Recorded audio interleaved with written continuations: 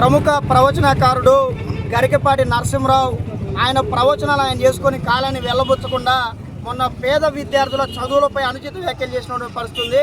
ఇవాళ గరికపాటి నరసింహరావు ఇంట్లో నుంచి డబ్బులు తెచ్చి ప్రభుత్వం పేద మధ్యతరగతి విద్యార్థులకు పాఠశాలలో మధ్యాహ్న భోజనాన్ని అందించడం లేదు, యూనిఫామ్లు పాఠ్య పుస్తకాలను అందించడం లేదు. ఇవాళ ప్రభుత్వం విద్యార్థులకు మధ్యాహ్న భోజనం కానివ్వండి, అదేవిధంగా యూనిఫామ్లు కానివ్వండి, పుస్తకాలు కానివ్వండి అందించాల్సినటువంటి బాధ్యత ప్రభుత్వం పైన ఉంది.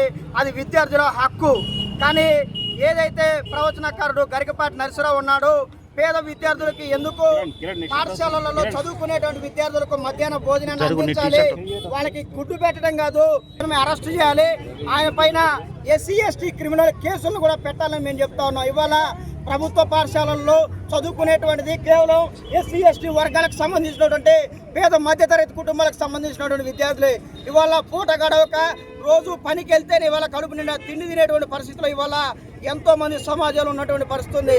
అలాంటి వాళ్ళందరూ కూడా ఇవాళ ప్రభుత్వ హాస్టళ్లలో పాఠశాలల్లో విద్యను అభ్యసిస్తూ ప్రభుత్వం పెట్టేటువంటి మధ్యాహ్న భోజనాన్ని తింటూ ఇవాళ ప్రభుత్వం అందించేటువంటి యూనిఫామ్లను తీసుకొని పాఠ్య పుస్తకాలను తీసుకొని చదువుకునేటువంటి పరిస్థితుంది.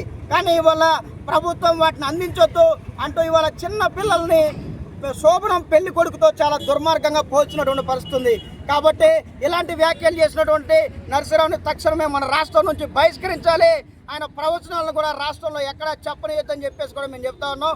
ఖబర్దార్ గరికపాటి నరసింహరావు, నువ్వు చేసినటువంటి వ్యాఖ్యలను వెనక్కి తీసుకోకపోతే ఎక్కడ నువ్వు ప్రవచనాలు చెప్పినా కానీ SFI ఆధ్వర్యంలో నిన్ను అడ్డుకుంటామని చెప్పేసి నిన్ను రాష్ట్రం నుంచి తరిమి కొట్టేంత వరకు కూడా SFI వెనక్కిపోదు. నీ వ్యాఖ్యలను తక్షణమే వెనక్కి తీసుకోవాలని చెప్పేసి కూడా ఈ సందర్భంగా హెచ్చరిస్తా ఉన్నాం.